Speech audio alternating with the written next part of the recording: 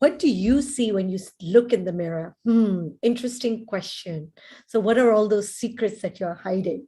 So, but what am I talking about today? Today, I'm talking about a new book by Nikita Singh. This book is a collection of 15 short stories that are centered around the main subject of confronting one's inner self, embracing it. She explores the secret inner lives of her characters as they grapple with love, loss, grief, and mental health.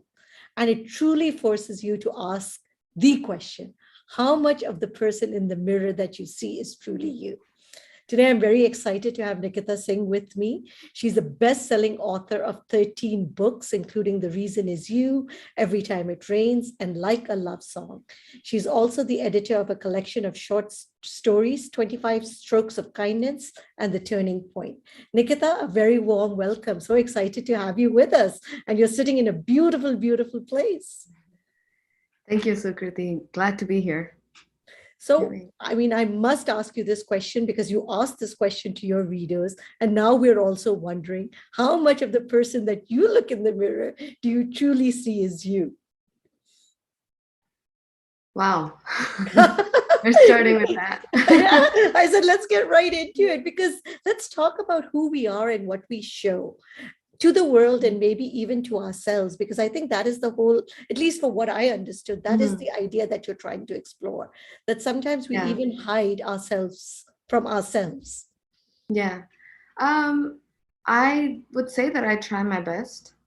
Um, I think it's really important for me to, when I look in the mirror at the end of the day, to see myself and not somebody else, which I did see for a long time because we're all a product of our circumstances. And I started writing pretty young. So I had voices in my ears from all over the world. Like people were just saying all kinds of things to me. And as much as I consciously tried not to absorb any of that, my subconscious mind did. Like I was at the back of my mind thinking about those things. Uh, and if you're already insecure about something and somebody says something, then it just magnifies it in your mind and it just stays with you for a very long time. So people, with my other books, my previous books, I've been writing for 10 years now, and my writing has been changing underneath the cover for a long time.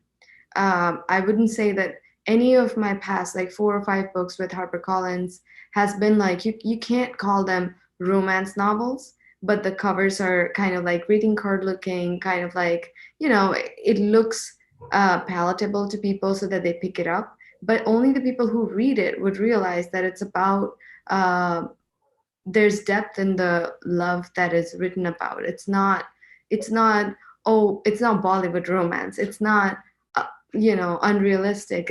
It's not up on the surface. It's about relationships between different people, your family, your parents, your friends, of course, love stories, and all of those things. So it's about all the feelings that we're feeling. It's not just about romantic love. It's about all kinds of love. Also, society is a big thing that I always talk about, and social media and its impact on people and their own self-worth and how they view themselves. So with this book, I would say that this is me confronting the mirror, because if you the people around me, my friends and my family, know who I am far more than anybody on social media, because I am very private that way. I would share parts of my life, but it would be curated. I wouldn't um I wouldn't be as open as, because I don't need to be. I don't want to be sharing every thought that I ever have in my mind on social media. That's not.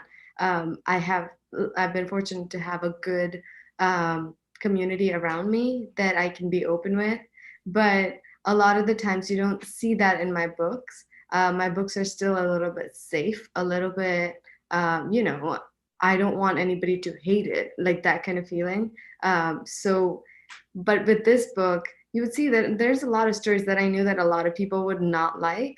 And then some stories that I thought that they might. So it's about the reader then. Like some stories that somebody I think might the ones that absolutely hit love. you are the ones that you don't like.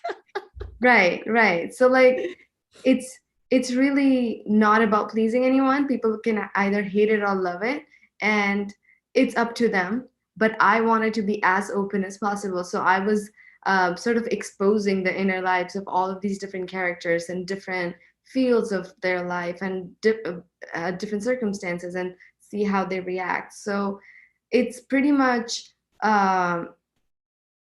none of the stories look the same, and none of the characters you would think that you 100% want them to succeed. You don't know where you stand, because we are all not black and white. There's so many grays. So I think this book was kind of about exploring the grays. No, and you said it best, and I think I read this in one of your tweets, that this was one of the hardest books that you have Mhm. written. And because human nature is really confusing and it is complicated to understand it, to pen it down. So why did you Yeah, find also writing this book so much more difficult? Because you're such a gifted and talented author. thank you. I appreciate that. I didn't write for a couple of years before I wrote this book, just because I couldn't. I tried, and I've written so many books before that. My first 2 years of being a writer, I published 6 books, and then I kept doing one book a year. I was like, okay, now I have to slow down, limit it to one book a year, and just like focus on my life. Like I wanted to live, not just be at my desk writing all the time. Um, so then I gave myself a break, sort of started writing slowly. But right before this book, I kind of tried to write, but I couldn't. I think maybe because I wasn't ready to face the stuff that I was going to write about, which is still my next book. I still have to work on that.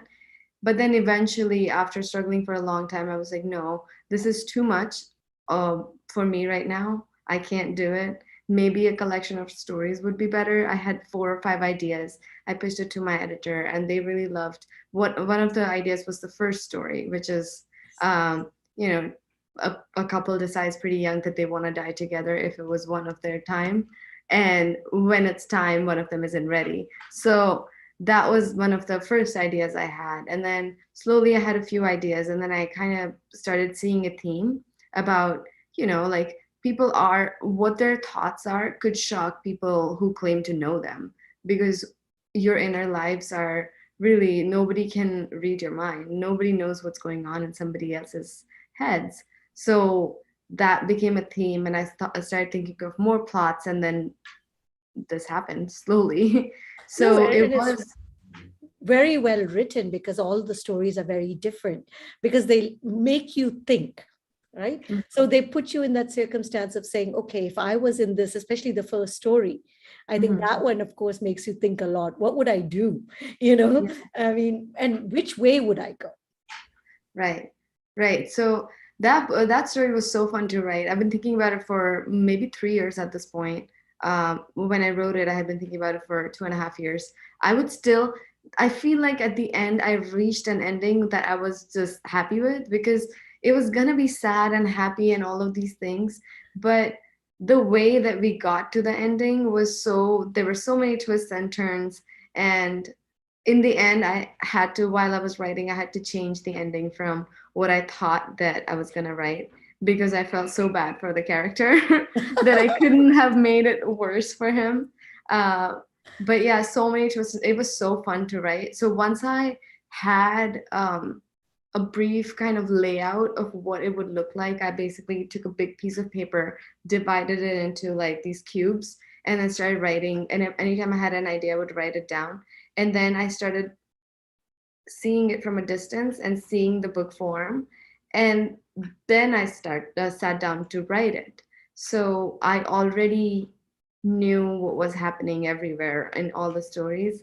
So then the writing process became, because I broke it down and I made it fun, it became really enjoyable to actually write it. Not that I didn't cry. I cry so much when I No, but that's write why books. I'm actually glad they're short stories, because I don't Yeah. think you could read just like how you read a romance novel or a larger novel, because Yeah. each story, I think you have to really sit and really think about it. So it's nice that you can just take one, just read Mhm. it, and then come back.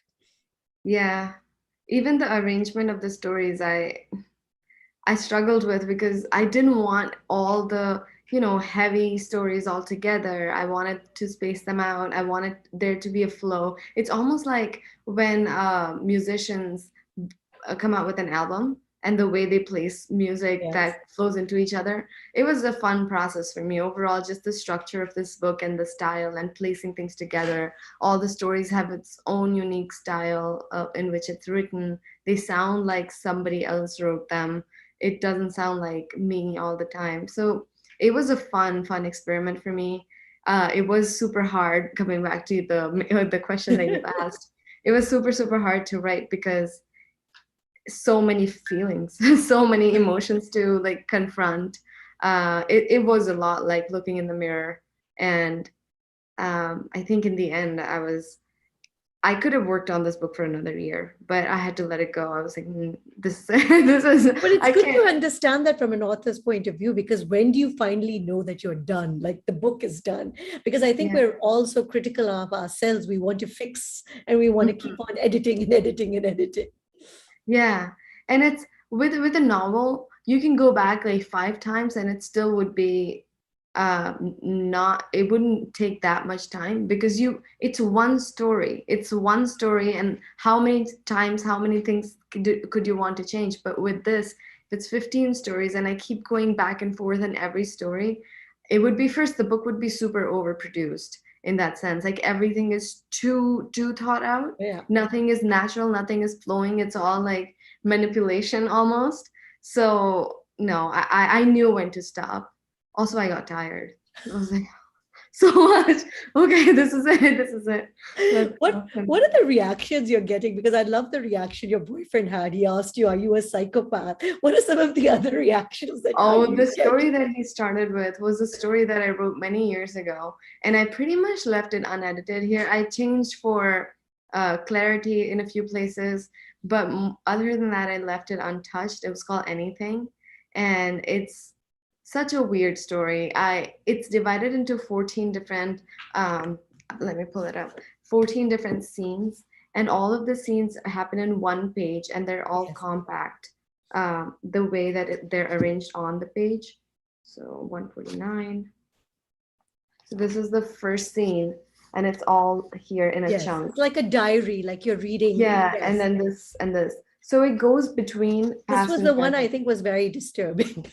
Yeah, it was I was disturbed. um, so I was the first piece is about you, and then the second is about I. The you, I, it goes back and forth for the first 10 scenes. And anytime I talk about you, it's from the past. So there's this chain of the story happening in the past, and then we come to the present and what's going on now, and then past, present, and change of perspective. And then at the 10th story, something like this happens because something breaks, something, they're Yes. in a limbo, something weird is happening, almost like magical realism, um, and then, or fantasy, supernatural, something weird is happening. And then the last four scenes are also you and I, but it's all written in the future tense. And so it's like, you will feel my faint heartbeat under your palm and all this stuff. And then all the so the page that starts with an I, every single sentence starts with an I, and with the you, every single sentence starts with the Well, you. that one is a very disturbing one. I Yeah, must so say. it just puts boundaries on you. And I've talked about this before when I was doing my MFA. Some of my writer friends would tell me that they sometimes try to write a whole story without the letter J or without the letter L, whichever. So then that makes them think of different words. Anytime they want to use a word with that letter, they just have to kind of assume that the keyboard is missing that letter, or that can. So you put restraint in yourself, so then you don't go towards your instinct. You have to go beyond that. And that kind of, you have this huge toolbox, but you reach for the same tools all the time because It that's forces just you out a of your force of comfort habit. zone. Yeah. Right. But then if you limit yourself and like you put some boundaries, then you have to go outside and look at something new. And instead of using the word joy, you're going to think about something else because you can't use J. And then that's outside of your regular habitual vocabulary. So similarly, I wanted to, so then I was reframing every sentence. So start with the you or I. And that in itself, the format was exciting, but just the story was it was Well, that's aggressively. one of the ones that definitely, I mean, it starts off very beautifully. you know? Yeah. And then, yeah, then I was it like, becomes oh, a, sad story about, when they first met and how somebody's sick now, what's gonna happen? And that's why my boyfriend was, because he's read all my other work, and then he knows how I think and what I all through the day, what I'm doing and all that stuff. So he was just like, how did this come out of your mind? Why were you thinking about this? It's so weird for him. I was like, "Oh." no, which one? I know this is always difficult. Which one was your most favorite one? And which can you read us something from it? Well, And do you definitely from have the a first. favorite? Because it would be hard to choose. I think the Together Forever that I put first was definitely one of my favorites. And then there was Circle, which was chapter 138. Circle was the one where this couple is going to pick up the husband's father from the Yes. airport, and That's a they're very trying to, sweet one, though. yeah, they're trying to convince Him him to to move come live with with them. them. Yeah. it was it was such an interesting concept just for me to imagine, um when kids are younger, a father son relationship, the bond is so strong, and then somewhere in the teenage it kind of breaks because there's a communication gap. And then, not for everyone obviously, but especially in this story it happens that way, that there's a mom so that you're closer, and there's it She just like forms the buffers the circle of communication. communication. Yeah. Right.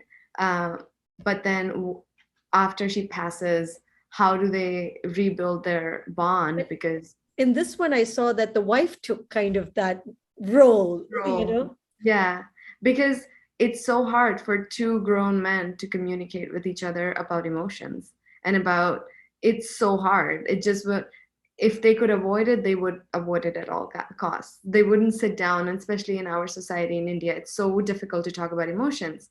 So, um, yeah, with her there, it becomes easier. And that's what I've seen in my family. Anytime we've had a loss of a close family member, if there are kids around, it becomes easier because everyone's focused on the kids and talking about the kids, and they're laughing and playing. So there's always a buffer that helps you. And I wanted to sort of explore that relationship. So this story was a little bit hard for me to write also.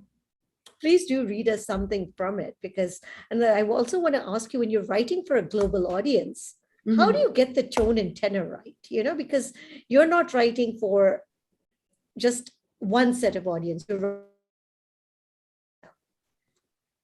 Uh, I keep my tone just as organic as possible.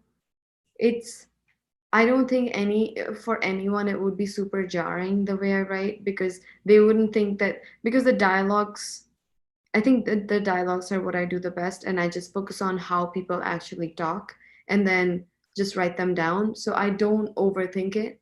And then I feel like if I'm not trying to sound a certain way, if I'm not trying to please a certain audience, it can become more just fluid and approachable for everyone Please that do way. read us something. I think we're dying to now hear this. Okay, so I'll start reading from Circle. It's not a very long story, but it's like 6, 7 pages. Let's see. Let's see how far we go. Um, how was his wife, even at 9 months pregnant, ready to give birth at any moment now, still stronger than him? It didn't make any sense. Akash wished for some of that strength, keeping both of his hands firmly on the wheel. His eyes stayed on the road, but his ears were tuned in to every breath Mansi took. He was watching for change. Knowing Mansi, she would play down her discomfort, so he took on the responsibility of looking out for her. If her became shorter, even by a fraction, or a moan escaped her lips, he would turn the car towards the hospital. Akash looked in the rearview mirror to ensure, for the 10th time, that the hospital bag packed and ready in the that they had the hospital bag packed and ready in the back seat. Akash, can you relax? You're starting to freak me out. Mansi groaned from the passenger seat. I am relaxed, he said quietly. His wife didn't actually need a response from him. She could read him like an open book. Really? Because it looks like you're choking that steering wheel, and you won't look at me. Akash glanced towards her shortly, before returning his gaze to the road. I'm driving, he said shortly, evenly. Can you at least put one hand on the gear so I can hold it? The baby needs it. Knowing full well that she was using the baby growing inside her to get her way, Akash followed her instructions. Mansi placed her right hand on top of his left and squeezed it. Despite himself, he felt better. Do you want to talk about it? She prodded. There's nothing to. Do you want to talk about it? Mansi asked again, this time her tone making it clear that refusing wasn't an option. It took a moment for Akash to form the words. What he was feeling was very simple, very obvious, but still, somehow, saying it out loud, putting words to his fear, left his body cold. What if he says no? That's Mansi's good. grip on Yeah. his hand grew stronger. She didn't respond, not knowing what to say. So basically, this is the beginning of him going into a flashback of thinking about all the events that have occurred since his mom passed away, and how his relationship with his father has changed, and how he has to make this proposal to his father now, and how much he hopes that he would say yes. It's a So, beautiful story, and you see that transition, because we still have that we want our parents to live with us, but they're very attached actually. mhm, And in this one especially, it made me think about how attached old people are, even to their houses, their mhm, space, and they're also very reluctant. They're not also keen to also make that move. right. Yeah, and it's hard on both ends. I have so many friends who keep trying to get their parents here, and then one parent decides to move and the other doesn't, which will never work because they miss each other too much. So then they just keep trying back and forth, and it's really heartbreaking for everyone because the kid has to be in a city or in a place where they have a job and a career and a future, and the parents don't want to be there. So it's it's hard to find a compromise sometimes. So, what actually makes a good story? Any tips? Because a lot of people want to know, and a lot of aspiring writers are out there. So, what actually makes a good story? I think people always ask me about a formula, and I think that's the wrong direction. Because if you start thinking about, okay, what are all these elements that I should put in here so that, it'll have all the drama and emotion and also this and some thrill, some mystery, all of that. That just, I don't know, maybe it works for some people, but I think it's the heart. If I think of a story and I have it on my mind for a long time and it refuses to leave, I think of so many ideas and they come and go. But then some ideas just stay longer because I have a connection to them in a way. Like want to. I think it is about the author, and it's then it becomes a personal process. It excites me, so that's why I would do justice to that story. No matter how good a story is, if I don't have any personal um, emotion that comes out from me when I think about it, then I won't be able to deliver it. So I think it is the heart of the story, and the author needs to sort of believe in it. And if at the end of the day, I think that if I like a story, I hope that the readers will. So that's how I write. I don't write thinking about a certain kind of reader and giving them something that they want, because then it's not mine, and I want it. I want to Oh, write for me. nicely said, because I think it's coming from you and it's something that you want to pen down. But everybody wants that formula. Tell me, should I have this intro and how should I do it? Because Yeah. we're so used to that 5 point technique these days, those 5 tips on the internet. Oh, right, right. None of those. I mean, I feel like, okay, so there's an art and a craft aspect of it. And for the craft, of course, if you don't know, if you've never done this before, which is most people haven't written a book, so it's good to know the craft of it. And I think for me, it was never studying how to write, it was just reading a lot of books. Because then in your mind, you form this like syllabus in a way, like, okay, most stories start this way. And why did at the end of the book, you always know if you really loved it, or like you kind of rate it in your mind. And at the end, if you read 100 books in a year, at the end of it, you remember maybe 5 or 10 of them really well. So those are the books, and then those are the books that you retain in your mind, and the formulas or whatever the format and all of those things that you form in your head, the blueprint for your book or your writing comes from those. Because so then it's a more personal and customized craft versus going to ask somebody how to do it. How did you do it? And I'll do the same way, because it won't have the same effect. No, it's so true. But you've been writing since you were 19, and at 25, you already had 10 books, and at 30, you have 13 books already. So, Mhm. how, I mean, because 19 is very, very young, I mean, at least at least when I look at it. And so, tell us Yeah. what shaped it. And a lot of people are still worried because they love writing, but they think and they say, can I really make a career out of it also? Hmm. I don't know if you need to make a career out of it. Like as the first step that you take, you're already worried about, what's going to happen after, what about the next book, and, what about doing it as a profession forever? That's a big responsibility that you're putting on yourself. I think a lot of people want to be a writer, but don't start writing unless you have something to say, because then you're writing just to become a writer, not to tell the story that you want to tell.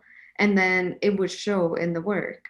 So I think the only way to do it is to take it one step at a time, because you do one thing. If you really say that you want this as a profession and you love writing so much, what's stopping you from writing? Why are you thinking about what will happen if I write 10 books? Like, a career from it, a profession, all that stuff. That's so far ahead. You do it one step at a time. In any career, you don't become a doctor. You don't think about, oh, how am I going to perform heart surgery? That's 15 years from now. You're not going to do it alone. You're going to do it one step at a time. You're going to first choose biology in 11th and 10th class, 12th class, and then you have to do pre-med, and then you have to go get into med school and then study that, and then internship, like all of that stuff. There are steps to everything. So for you to think, I want to make this a profession and make so much money and fame and all of those things, that's not going to happen on day one. um, but because it has happened for some people, people think it's viable. But that's how it is with art. Most art forms, musicians, actors, writers, any kind of performer, only 1% of them can sustain themselves on their art. There's painters, like how many people can, and so why, the whole point is you say that you want to be a writer because you love writing. So then write. Why is that? You know, why are there so many ifs and buts? That's a good thing, because I think that's where most people want to see the paycheck before the writing.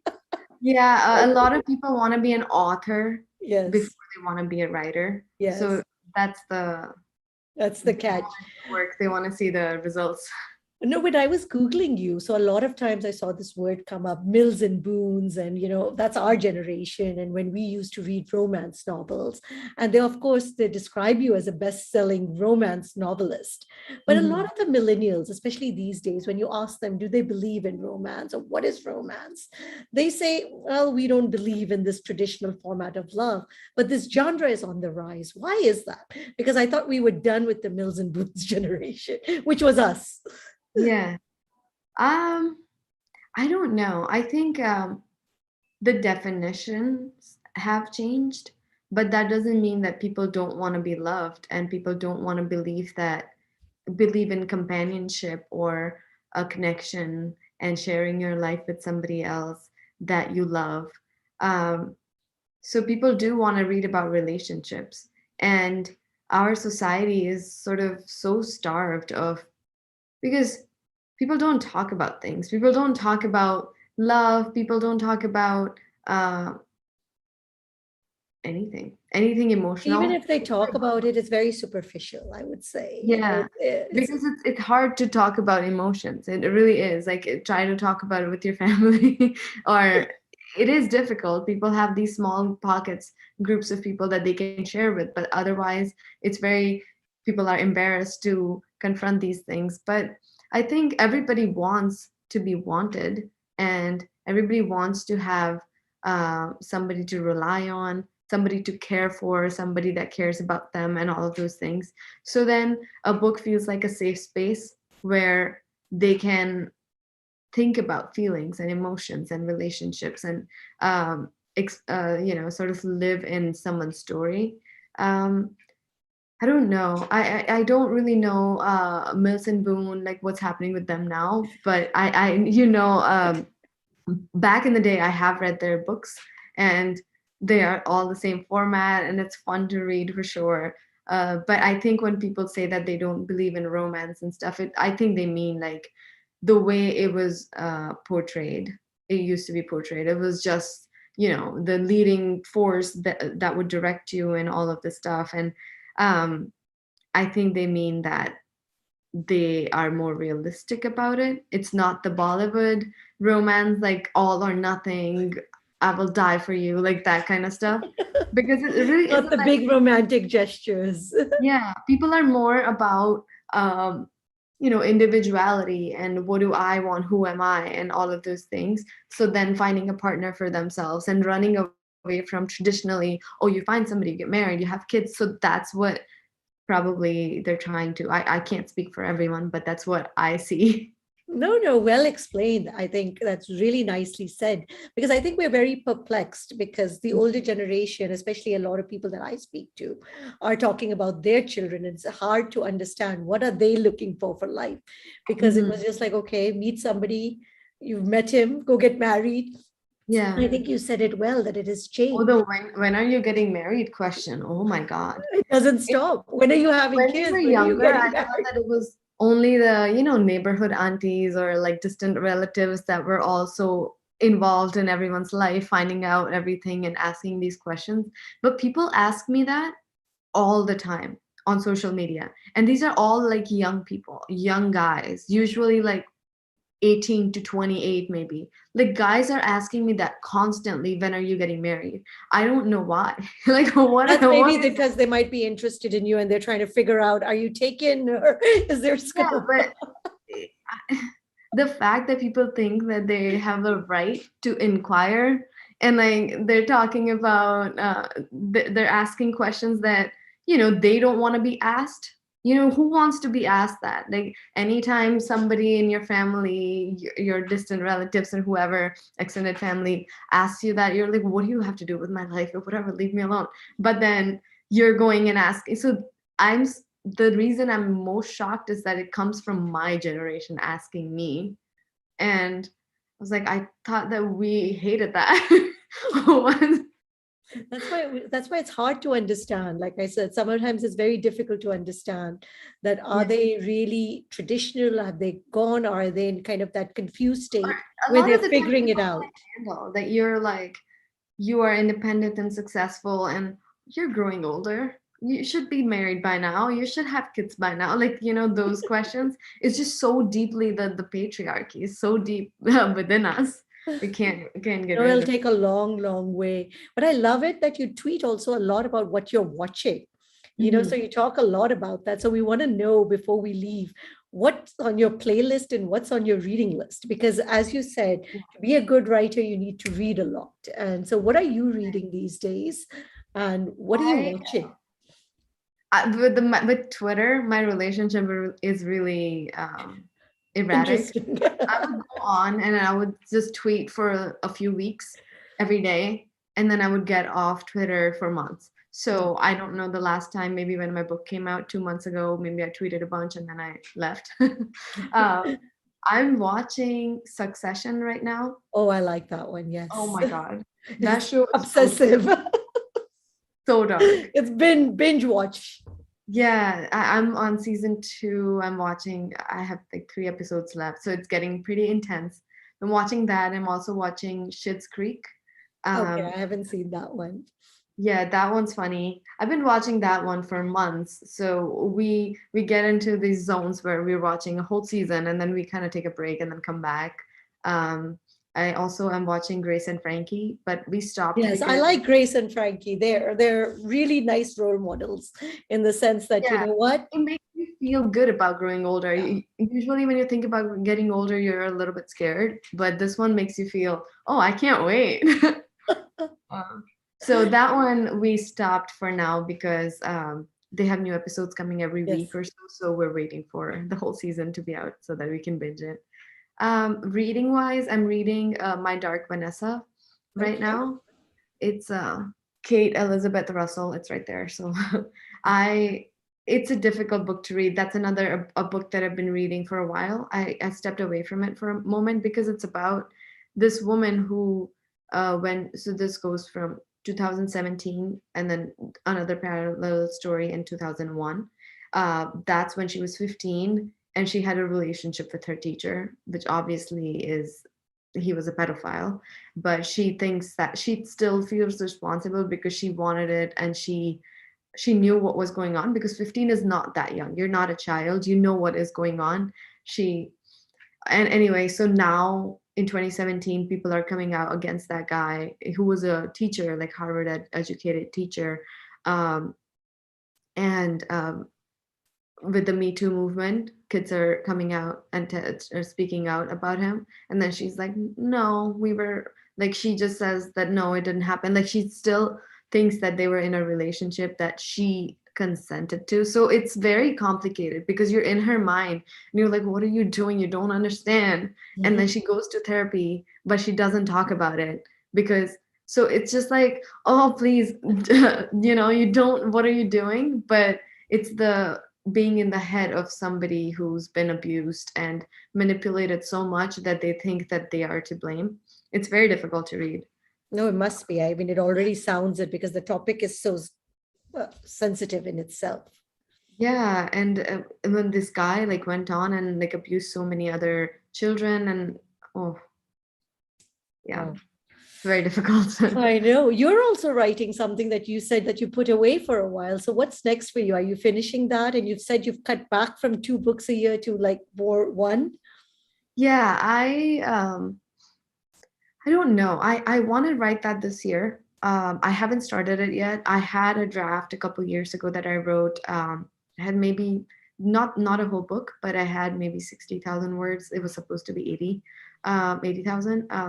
But when I read it last year, early quarantine, I was like, okay, let's pick this up and finish this, and then I'll go back and edit it.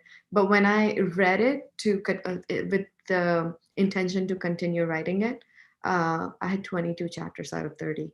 I didn't like it. I didn't feel like I connected with the narrator because I was being so safe while writing it, like not wanting to go into things. I was like, okay, I'll talk about it later, so I'll just hint it and then go back.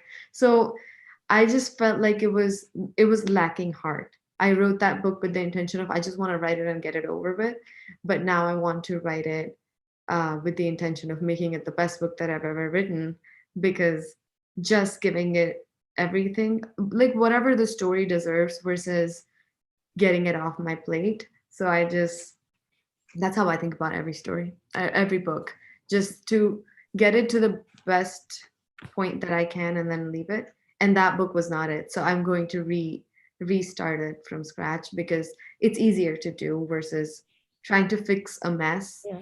No, but that's so good to know that you can recognize that and you also go back and say, okay, you know what, this is just not working. And let me, because a lot of times, because people see that you've written 12 books, you've on, this is your 13th one, that for you, it must be very simple. You just start writing, you have a process, you wake up in the morning, you write for 3 hours. I think in some ways it only gets harder because now you've written about like all the things that come naturally to you, you've already written because if you felt like so strongly about something, you've already said it. It's been so many books.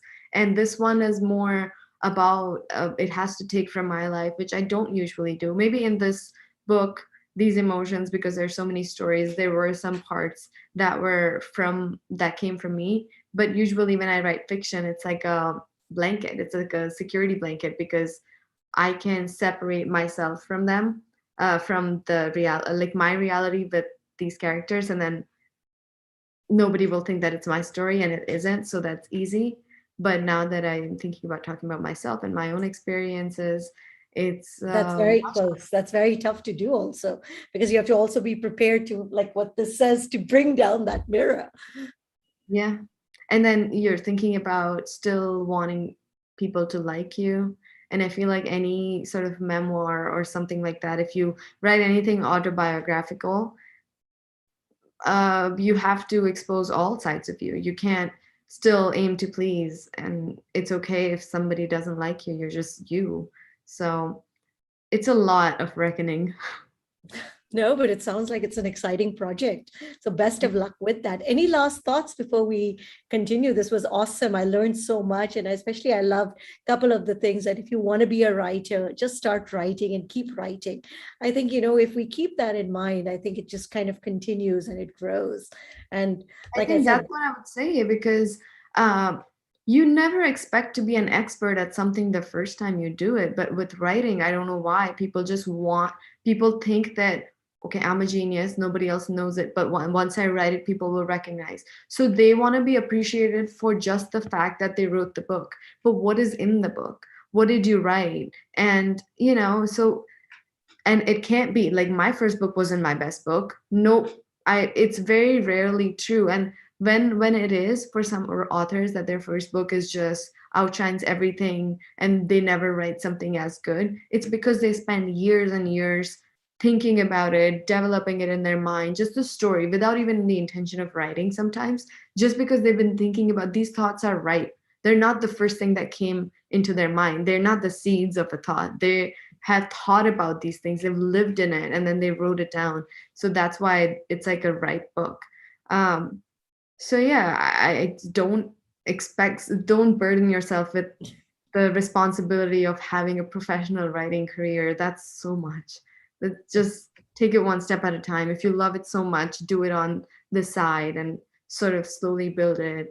um oh, it's too and much I would to. say, please do pick up a copy of the book because it is very interesting.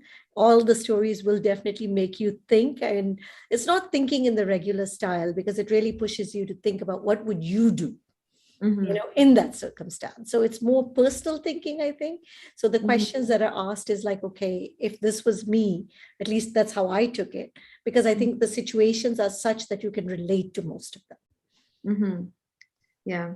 Thank you. That's a big compliment. And anything else you'd like to say as we end for today? No, this was amazing. It was great talking to you. I know that you've read most of the stories, but um, I still I have the last two, three to go. So, okay. The because I'm last reading them slowly. yeah, the last one is the one that makes me cry every Okay, so I'm single. going to read that one today and I will write you back on Instagram or on email. Sounds good. Thank Awesome. you so Thank much. you.